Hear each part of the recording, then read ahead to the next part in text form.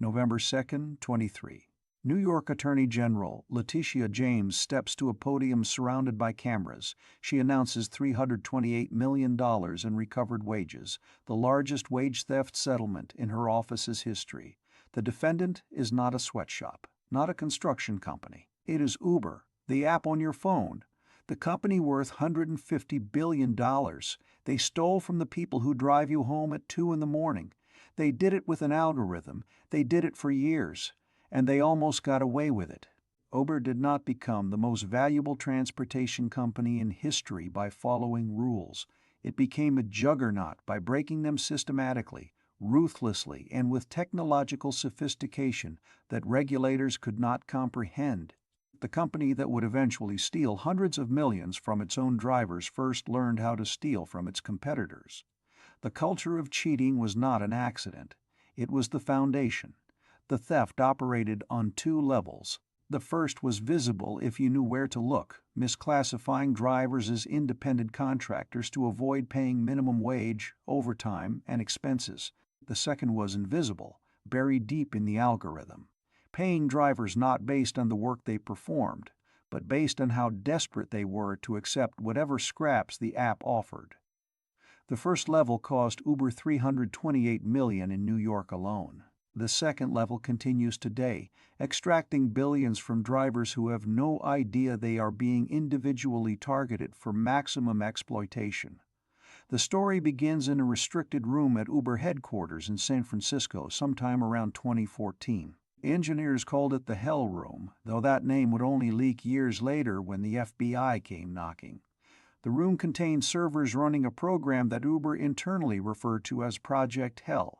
The program had one purpose: to spy on Lyft. Uber engineers had created thousands of fake Lyft passenger accounts. These ghost accounts existed solely to request rides and then cancel them at the last second. But the real purpose was not to waste Lyft drivers' time, it was to track them. Every time a fake account requested a ride, Uber could see exactly where every Lyft driver in that city was located in real time. They mapped the entire competition. They knew which drivers worked for both apps. They knew when those drivers were about to pick up a Lyft passenger. The algorithm would then strike with surgical precision. Seconds before a dual-platform driver accepted a Lyft ride, Uber would push a surge bonus directly to that driver's phone. The timing was not coincidence. It was calculated to steal drivers from Lyft at the exact moment Lyft needed them most. The driver would see easy money on Uber and cancel the Lyft request. The Lyft passenger would wait. The Uber passenger would get picked up. Uber won. Lyft lost. The driver never knew they were a pawn in an automated war. The FBI investigated Project Hell starting in 2017. The program represented something more significant than corporate espionage. It revealed a company that viewed dissection as a core competency. If Uber would deploy sophisticated spyware against its largest competitor, what would it do to the drivers who had no legal team, no lobbyists, no leverage at all? The answer came in Portland, Oregon in 2014. Uber had launched there without permission from city regulators. Local transportation authorities wanted to shut down the illegal operation. Code enforcement officers downloaded the Uber app and tried to hail rides. They planned to issue citations to drivers operating without proper licenses. Simple enforcement, routine procedure. The officers opened the app. They saw cars swarming all around them on the map. They requested rides. No cars came. They tried again. Nothing. The app showed drivers everywhere, but none of them would accept the trip. The officers stood on street corners in the rain, phones in hand, watching ghost cars circle their location like digital phantoms that refused to materialize.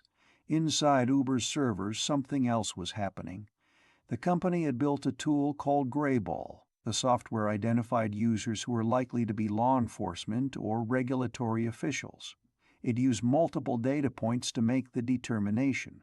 Credit card information linked to police credit unions, phone numbers associated with government buildings, devices that frequently appeared near City Hall or police stations, users who created multiple accounts in rapid succession, any signal that suggested the person requesting a ride might not be a genuine passenger.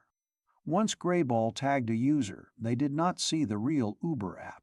They saw a fake version, a shadow app that showed cars that did not exist, surge pricing that was artificially inflated, and rides that would never arrive. The police officer standing in the rain was not experiencing a glitch. He was experiencing a sophisticated deception designed specifically to prevent him from doing his job. Uber did not stop at passive identification. The company hired private investigators to research which credit unions were popular with police officers in specific cities. They compiled lists of financial institutions associated with law enforcement. They blocked credit cards from those banks entirely. An officer could download the app, enter their personal credit card, and be immediately flagged as a potential threat simply because of where they banked. The Greyball system operated for years. It was deployed in cities across the United States and internationally.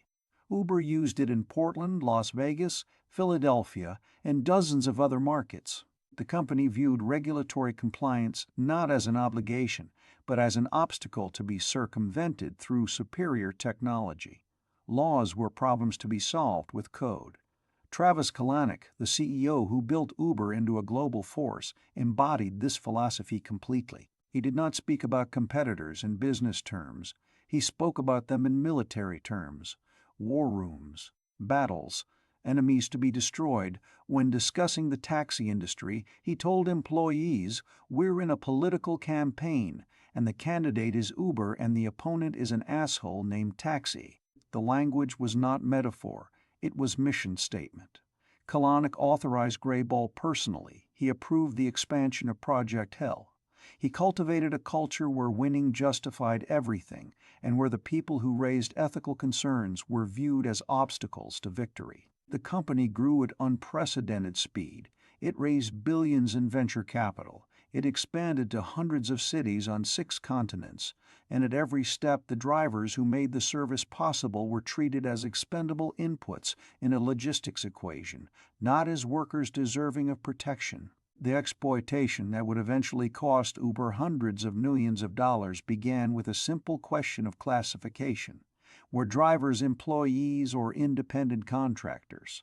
The distinction carried enormous financial implications. Employees were entitled to minimum wage, overtime pay, expense reimbursement, unemployment insurance, and workers' compensation. Independent contractors received none of these protections. They were responsible for their own gas, their own car maintenance, their own insurance, their own taxes. Uber classified every driver as an independent contractor from the beginning. The company argued that it was merely a technology platform connecting willing drivers with willing passengers. The drivers set their own hours. They used their own vehicles. They were entrepreneurs running their own small businesses. Uber just provided the software. The argument was elegant and almost entirely false. Uber controlled every meaningful aspect of the driver's work. The algorithm determined which rides a driver received. The algorithm set the price the passenger paid. The algorithm calculated how much the driver earned. The algorithm tracked the driver's location, their speed, their route efficiency, their acceptance rate, the cancellation rate, their passenger ratings. Drivers who fell below certain metrics were deactivated, which was Uber's euphemism for fired. The drivers could not negotiate rates. They could not choose which passengers to accept without penalty. They could not build their own customer base. They wore Uber's brand. They followed Uber's rules. They were employees in every meaningful sense, except the one that required Uber to pay them properly. In New York, Uber went further. The company was required to collect certain taxes and fees from passengers and remit them to the state. Sales tax, black car fund fees, congestion surcharges. These were funds that belonged to the state and to the drivers themselves. Uber collected them faithfully from passengers. But instead of passing them through to drivers and the state, the company subtracted them from driver pay. The mechanics were simple and devastating.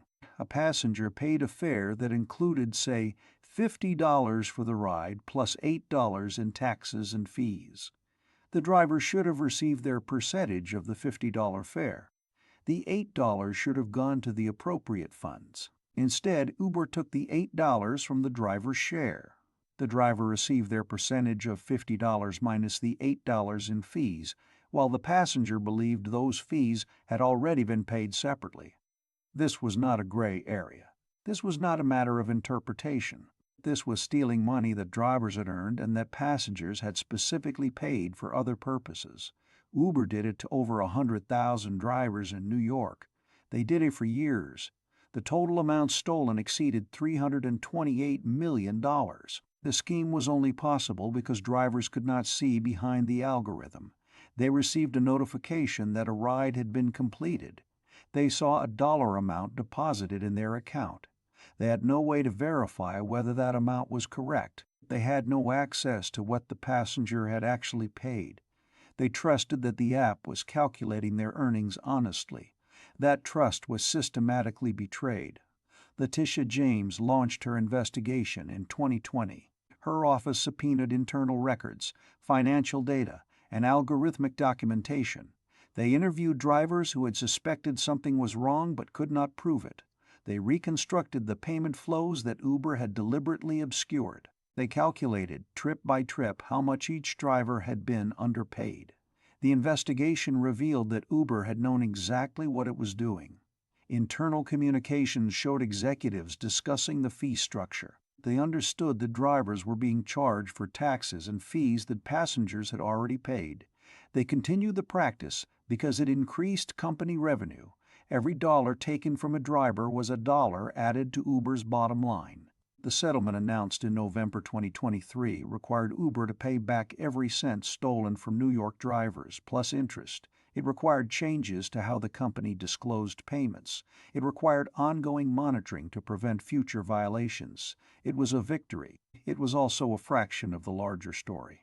While the New York investigation focused on stolen taxes and fees, a parallel exploitation was unfolding nationwide. In 2022, Uber launched what it called Upfront Pricing. The company framed this as a transparency initiative. Passengers would see the total cost of their ride before they booked. No more surprises, no more uncertainty. What Uber did not emphasize was what upfront pricing meant for drivers. Before upfront pricing, driver pay was calculated using a transparent formula: time plus distance. The longer the ride, the more the driver earned. The farther the ride, the more the driver earned. Drivers could predict their income based on the work they performed. The system was imperfect, but it was legible. Drivers understood the math. Upfront pricing eliminated the math. Under the new system, the algorithm calculated what a passenger would pay and separately calculated what the driver would receive.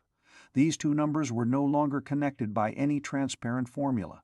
The passenger might pay $55 for a trip to the airport. The driver might receive $18 for the exact same trip.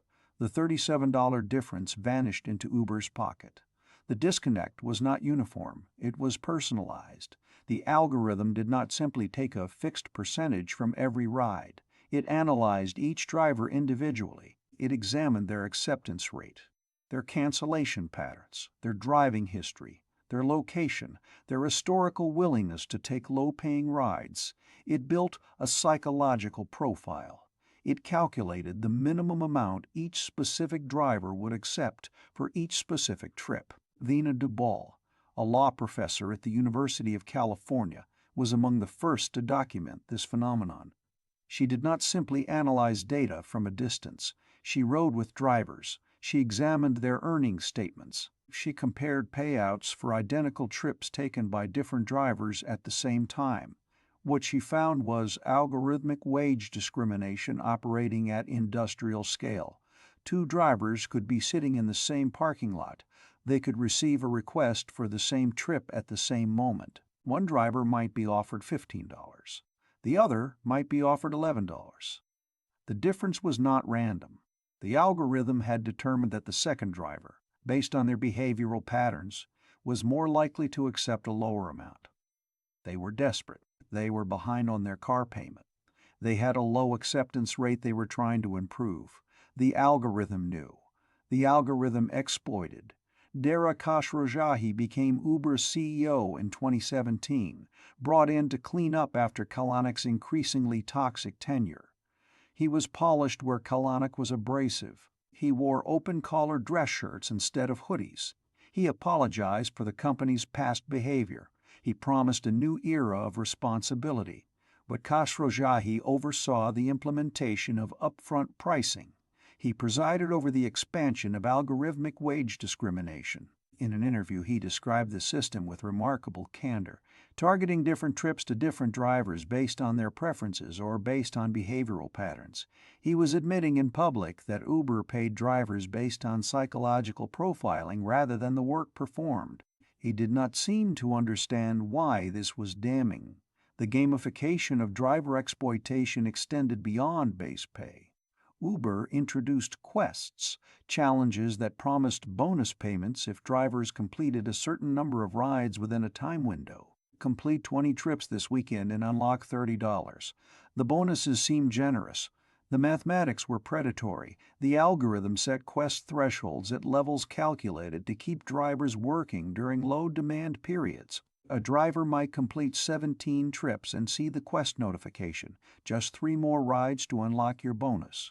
They would stay online. They would accept low-paying trips. They would work for effective hourly rates below minimum wage because the bonus seemed within reach. Often they would fall just short. Or they would reach the threshold and realize the bonus barely covered the additional gas they had burned chasing it. The techniques came directly from casino gaming and mobile app monetization. Variable reward schedules, near-miss psychology, loss aversion triggers. Uber hired behavioral economists and game designers to engineer maximum driver engagement at minimum cost. The drivers were not employees. They were not even contractors. They were users being manipulated by an addiction algorithm that paid in dollars instead of dopamine. The take rate, the percentage of each fare that Uber kept for itself, exploded during this period. In 2015, the company took a relatively fixed 20 to 25% commission. By 2022, researchers documented Uber taking 50 to 60% of the fare on many rides. The driver worked the same hours. The driver burned the same gas. The driver assumed the same risks, but Uber was now taking more than half of what passengers paid. Drivers began comparing notes. They would ask passengers at the end of trips how much they had been charged. The conversations were revelatory and enraging. A passenger would show their phone $55. The driver would show their phone $18. The gap was not a few percentage points. It was most of the fare. The work had been performed by the driver. The money had been collected from the passenger. Uber had simply decided to keep the majority for itself. Rideshare Drivers United, an advocacy group, estimated that California drivers alone were owed over $1.3 billion in unpaid wages and expenses. The estimate accounted for misclassification, algorithmic underpayment, and failure to reimburse expenses that would be required under employment law. Similar calculations in other states suggested that total theft across the country measured in the billions. The New York settlement addressed only one narrow category of violation, the improper deduction of taxes and fees. It did not address algorithmic wage discrimination. It did not address misclassification. It did not address the fundamental question of whether Uber drivers were employees entitled to minimum wage and benefits. Those battles continued in courtrooms and legislatures and ballot initiatives across the country. California passed Assembly Bill 5 in 2019, establishing stricter tests for independent contractor classification that appeared to cover gig workers. Uber and Lyft responded by spending over $200 million on Proposition 22, a ballot initiative that created a special exemption for rideshare and delivery drivers. The proposition passed. Drivers remained contractors. The exploitation continued with explicit democratic sanction. The courts later found portions of Proposition 22 unconstitutional. The legal challenges continued.